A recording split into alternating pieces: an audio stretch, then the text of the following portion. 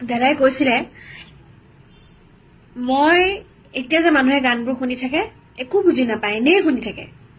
কিন্তু মই যোনদিনাখন মৰিম সেইদিনাখন সেই গানবোৰৰ অৰ্থ বুজি পাব হয় এতিয়া গানবোৰ যে লগাই আছে যে এই লগালে যেন এইটো গানো মিলে দেখোন পৰিস্থিতিটোৰ লগত এইটো গানো মিলে দেখোন সেই তেনেকুৱা এটা পৰিস্থিতি হৈছে আৰু সেকেণ্ডতে কৈছিলে কেকে ঢুকাওঁতে মই গৈছিলোঁ তেতিয়া কেকে ঢুকাওঁতে বহুত দুখ পাইছিল দাদাই মোক কৈছিলে যে কেকেটো গুচি গ'ল আৰু আমাৰ লগৰ প্ৰায়খিনিয়ে 50 এইটো হেৰিতে গুচি যায় মানে যদি মই মৰো এই 50 to 55ৰ ভিতৰতে মৰিম যদি বাচি গ'লো আৰু যদি মৰো মই এইটোতে মৰিম আৰু ঠিক নাই মৰি যাব পাৰোঁ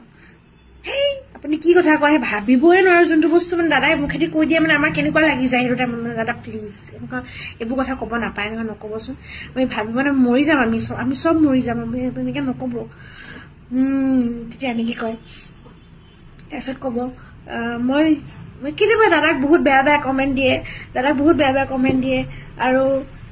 দাদাই যেতিয়া গম পায় মোক এনেকৈ বেয়াকৈ কৈছে তেতিয়া দাদাই কয় হেৰি মই এনেকুৱা জেগাত গৈ পেলাই মৰিম কোনো মানে মই প্ৰকৃতিৰ মাজত গৈ পেলাই মৰিম আৰু কোনো গম নাপাব মাই ডেথ উইল বি এ মিষ্ট্ৰি আৰু মই তেতিয়া মিডিয়াক মই টিআৰপি নিদিওঁ এনেকৈ কৈছিলে তেতিয়া মই টিআৰপি নিদিওঁ সিহঁতক আৰু কয় হেৰি লাইফ ইজ আনপ্ৰেডিক্টেবল হেৰি লাইফ কি বুলি কয় মোৰ my death will be a mystery 55 to 55ৰ ভিতৰতে মৰিম প্ৰকৃতিৰ মাজত গৈ পেলাই মৰিম প্ৰত্যেকটো কথা কেনেকৈ মিলিব পাৰে